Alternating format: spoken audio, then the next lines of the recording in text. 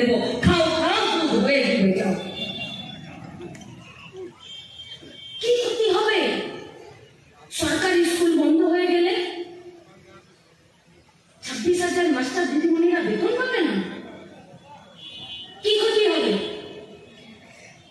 স্কুলে যদি মাস্টার দিদিমণিরা না যায় কি ক্ষতি হবে? স্কুলে মাস্টার দিদিমণিরা না থাকে, যদি স্কুলের গেটে তালা পড়ে যায়, তাহলে তাকে জানতে হবে যে পশ্চিমবঙ্গের স্কুলগুলো কেন তৈরি হয়েছিল।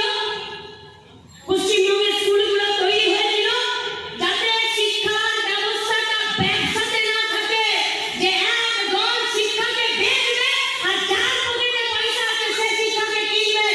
লাল ঝান্ডার সরকার বুকের উপরে দাঁড়িয়ে কোমরে জল নিয়ে পশ্চিমবঙ্গের শিক্ষা ব্যবস্থাকে বিনামূল্যে ফ্রিতে ব্যবস্থা করে দিল। কেন?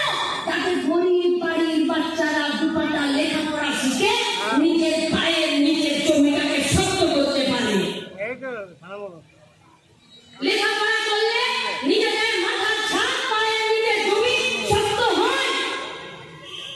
এসএসসি তৈরি হলো, বললো কাউকে চাকরি দিতে হবে না, ওরা চাকরি দেবে। এসএসসি কমিশন যত চাকরি হবে ওরা পরীক্ষা নিয়ে ওরা ঠিক করে সরকারকে দিবে। কি হবে তাতে? বললো তাতে পছন্দ অপছন্দ থাকবে না, তাতে কোনো সুপারিশ কাজ করবে না, তাতে কোনো দুর্নীতি কাজ করবে না, তাতে কোথাও কারো কথা চলবে না। কমিশন 1998 সাল থেকে 2011 সাল পর্যন্ত 1,34,000 মাস্টার দিদিমণিকে নিয়োগ করলো, স্কুল শিক্ষা কর্মচারীদেরকে নিয়োগ করলো না। পশ্চিমবঙ্গে কাউকে রাস্তায় নামতে হয়নি যে দুর্নীতি হয়েছে বলে। এইটা ছিল বাম সরকারের সব থেকে বড় উল্লেখযোগ্য সাফল্য। হয়েছে নাকি কোন দিদিমণিকে নিজের মাথাটা ন্যাড়া করে দিতে, সুইসাইড করতে হয়েছে? যে দুর্নীতির জন্য চাকরি পায়নি, নাকি বাবার চাকরি বিক্রি করে সরকারকে ঘুষ দিতে হয়নি চাকরি পাওয়ার জন্য? না, মা বাপের জমি বন্ধক দিয়ে তার কাউকে ঘুষ দিতে হয়নি। একটি মুয়াতি মা দিদিমণি হওয়ার জন্য প্রতিদিন কলকাতার প্রেস ক্লাবের বাইরে অনশনে অবস্থানে বসে রইল। পরে যখন ট্রিটমেন্ট করাতে গেল বললো পেটের বাচ্চা পেটেই মরে গেছে। হয়েছে তোমার দ্বারা কেন আগে কোনোদিন হয়নি? কেন? কারণ সবার জন্য কাজ শিক্ষার দাবিতে যে সংগঠনটা প্রত্যেকটা দিন এই পশ্চিমবঙ্গের বুকে, গোটা ভারতবর্ষের বুকে প্রত্যেকটা বেকার ছেলের কাজের অধিকারের সংবিধানের স্বীকৃতির দাবিতে লড়াই করে, তাদের যখন সংগঠনের প্রতিষ্ঠাতা সম্পাদক সভাপতি দীনেশ মজুমদার বুদ্ধদেব ভট্টাচার্যরা এই রাজ্যের মুখ্যমন্ত্রী হয়, তখন এরা বেরিয়ে যায় প্রবিধানদের কান মুলে দিয়ে যে লেখাপড়া শিক্ষা কারো গোয়াল ঘরে থাকবে না, এই শিক্ষা সবার হবে। আজ কি হবে? বসে তো আছেন সবাই, এসছেন তো আপনারা। দুবরাজপুর থেকে ভীমগড় থেকে কাছাকাছি জায়গা থেকে এসেছেন।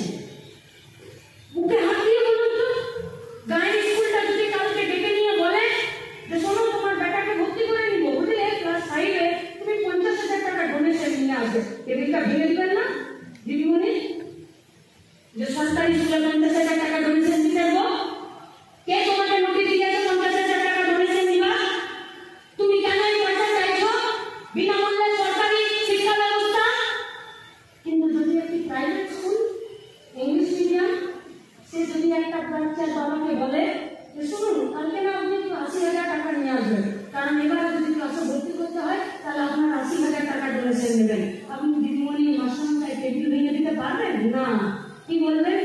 স্যার 80,000 তো পারবো না, দেখুন না যদি ওটা 40 করা যায়।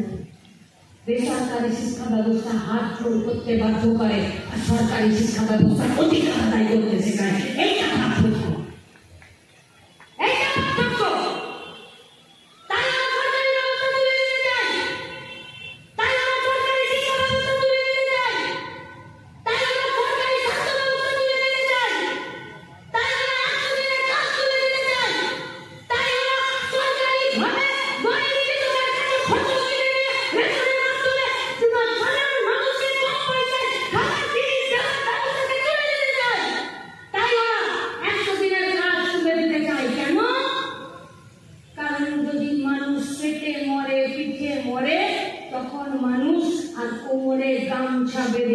অধিকারের দাবিকে লড়তে পারবে না, তখন হাঁটু মুড়ে গলায় গামছা দিয়ে হাত জোর করে খাবারের জন্য রোজগারের জন্য বড়দের কাছে তারা হাত জোর করে হাঁটু বেড়ে তার অধিকারের ভিত্তি চাইবে। কিভাবে থাকে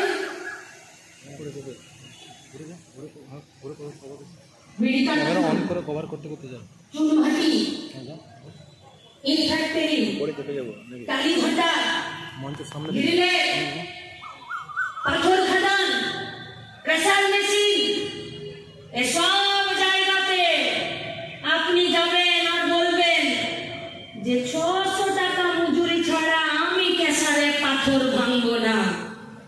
কেসারের মালিকের ম্যানেজার বলবে না 100 টাকাতে কাজ করার জন্য তারা রাজি আছে।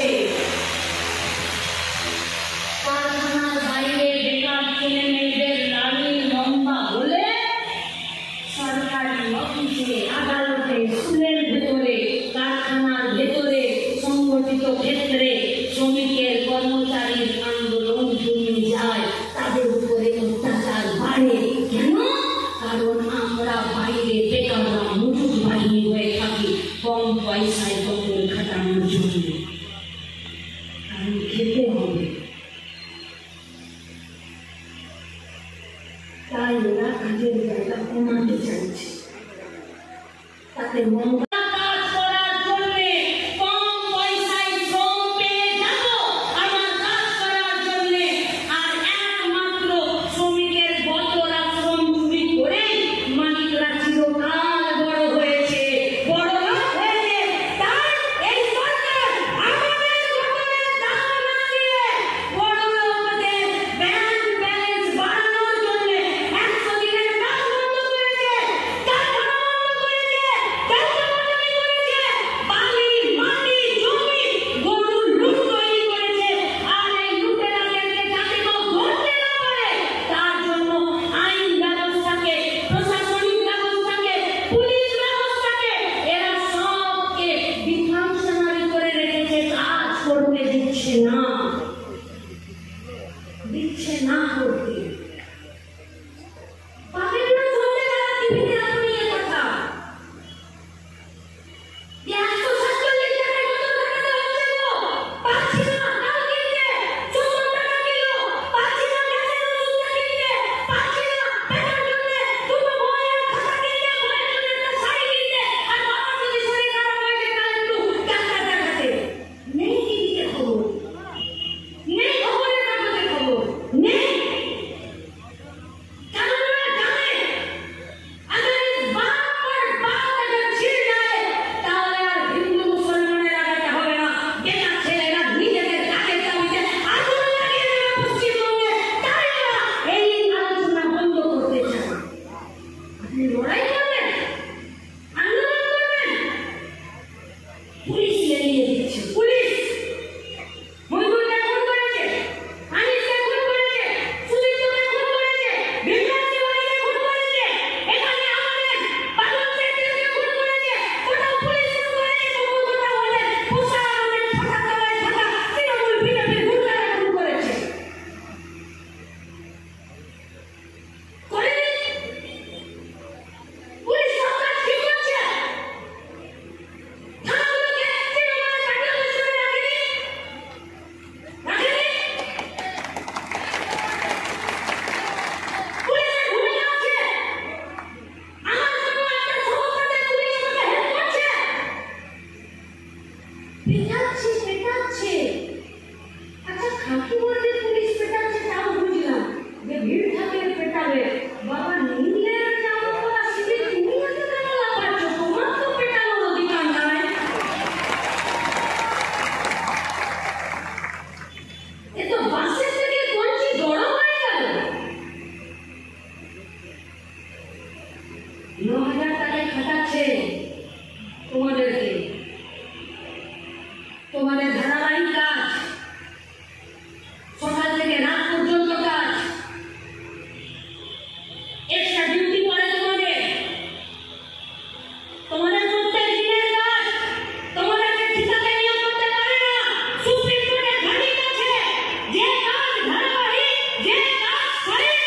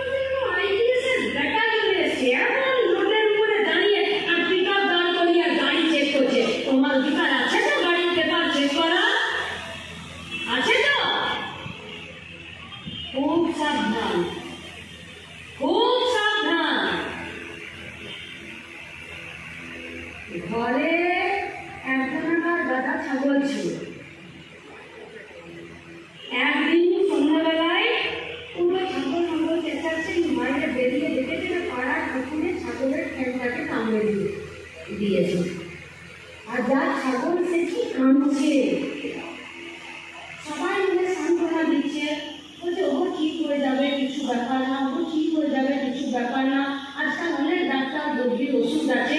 বলছে দূর দূরে আমরা খাবো না, তো বলি হবে না, তো মাংস খাবে। শোনো ভাই, তোমাকে যতই বেলপাতা খাওয়া আর ঘাস খাওয়া, আসলে তোমাকে বেচবে বা বলি দেবে করে কাজ করাচ্ছে সরকার, তোমাকে ভালোবাসে খাওয়াচ্ছে না। আর কি করে দিয়েছে বলি, আমি তো তোমায় দিয়েছে বলি, তাহলে শুধু শুধু মনটাকে বাঁচানে কে লিয়ে কেন বাবা সাধারণ মানুষের কাছে ভিলেনে পরিণত হচ্ছো? শ্রীলঙ্কার মতন যেদিনকে দাওয়াই দেবে না, সেদিন পিঠ কিন্তু তুই মজা হয়ে যাবে, সোজা হবে।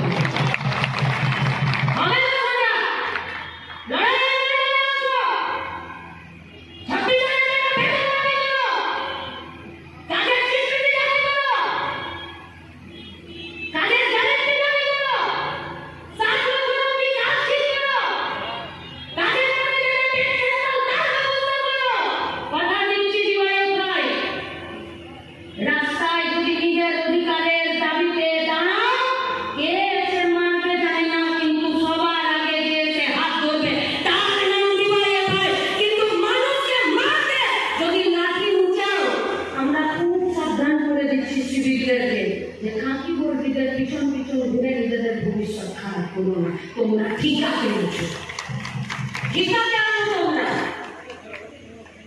লড়াই যখন প্রত্যেকটা দিন পশ্চিমবঙ্গের মাটিতে জানা ভাবছে, প্রত্যেকটা দিন খেটে খাওয়া মেহনতি মানুষ ভাবছে, প্রত্যেকটা দিন মেহনতি মানুষ বেকার ছেলেমেয়েরা তাদের দাবিতে, শিক্ষার দাবিতে, বেঁচে থাকার দাবিতে, দেশকে এক করার দাবিতে যখন রাস্তায় দাঁড়াচ্ছে, তখন বিজেপি চলে আসছে, এসে নিয়ে বলছে ভাগ করে দাও, হিন্দুদের বিধায়ক, মুসলমানদের বিধায়ক, হিন্দুদেরকে খুঁজে খুঁজে মারছে, মুসলমানদেরকে খুঁজে খুঁজে মারছে।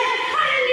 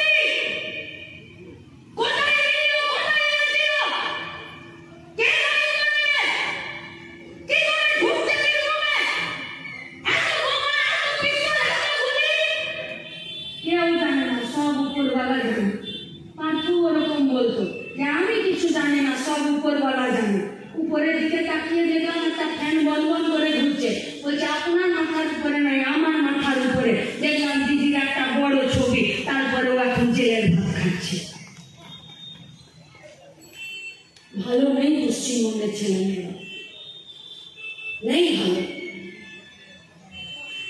মাধ্যমিক পাস করেছে, এইচএস পাস করেছে, বাবার চাষে, ঘরের চাষে, 2 পয়সা বেশি ইনকাম নেই, 100 দিনের কাজ বন্ধ। দিল্লি সরকার, বিজেপির পার্টিটা পশ্চিমবঙ্গে 100 দিনের কাজটাকে বন্ধ করে দিয়েছে। যা বকেয়া টাকা ছিল সেই টাকা ফেরত দেওয়ার চেষ্টা করছে না। নতুন করে কোনো কাজের বরাদ্দ নেই। রেশনে আমাদের টাকা সেগুলোকে কেটে নিচ্ছে। আমাদের লেখাপড়ার জন্য যা ব্যবস্থা, স্কুলের গেটে তালা দিয়ে দিচ্ছে। শুধু পশ্চিমবঙ্গে 6,660টা স্কুলে একটা করে দিদিমণি বা মাস্টার, তারা একদম মিলে স্কুল চালাচ্ছে। আর শহরের স্কুলগুলোতে 2,500 করে মাস্টার সারপ্লাস উদ্বৃত্ত বাড়তি মাস্টার আছে। আর গ্রামের স্কুলগুলো থেকে মাস্টারগুলোকে সব উচ্চশিক্ষিত পোর্টালে শহরের দিকে চলে যাচ্ছে। তারপরে আজকে দীর্ঘদিন ধরে কোনো মাস্টারমশাই দিদিমণিদের নিয়োগ নেই। তারপরে আপনারা স্কুলের তালিকা তৈরি করলো, কোনো গেটে তালা মেরে দিল, বললো তাহলে কিছু তো খুলতে হবে, বললো 22,000 মধ্যে দোকান খুলে দেবো, খাও খাও দুধ হয়ে যাও। কি ক্ষতি হবে? সরকারি স্কুল বন্ধ হয়ে গেলে 26,000 মাস্টার দিদিমণিরা বেতন পাবে না? কি ক্ষতি হবে? স্কুলে যদি মাস্টার দিদিমণিরা না যায় কি ক্ষতি হবে? স্কুলে মাস্টার দিদিমণিরা না থাকে, যদি স্কুলের গেটে তালা পড়ে যায়, তাহলে তাকে জানতে হবে যে পশ্চিমবঙ্গের স্কুলগুলো কেন তৈরি হয়েছিল। পশ্চিমবঙ্গের স্কুলগুলো তৈরি হয়েছিল যাতে শিক্ষার ব্যবস্থাটা ব্যবসাতে না থাকে, যে একদল শিক্ষাকে বেচবে আর যার পকেটে পয়সা আছে সে শিক্ষা দেবে।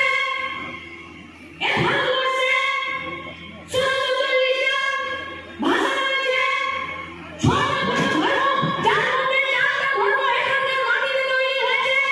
29টা ছুটির দিন শুধুমাত্র ধার্মিক কারণে এই ভারতবর্ষের মাটিতে দেওয়া হয়। সেই ভারতবর্ষকে তোমরা ভাগ করতে চাইছো? যে ভারতবর্ষে আগে তারে কানেকশনটা করো, তারে কানেকশন করে করো।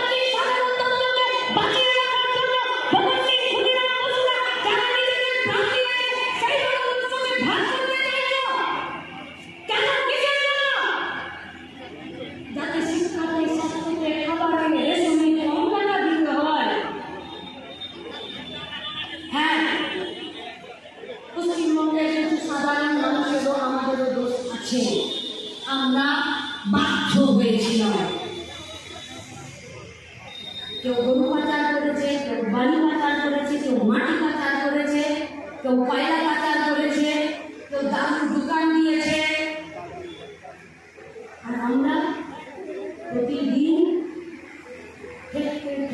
খেতে কাজ না পেয়ে, পরিবারের দায়িত্ব নিতে না পেরে আমরা অনেকেই সেই অন্যায়ের রাস্তায় যুক্ত হয়ে গেছি, বাধ্য হয়েছি।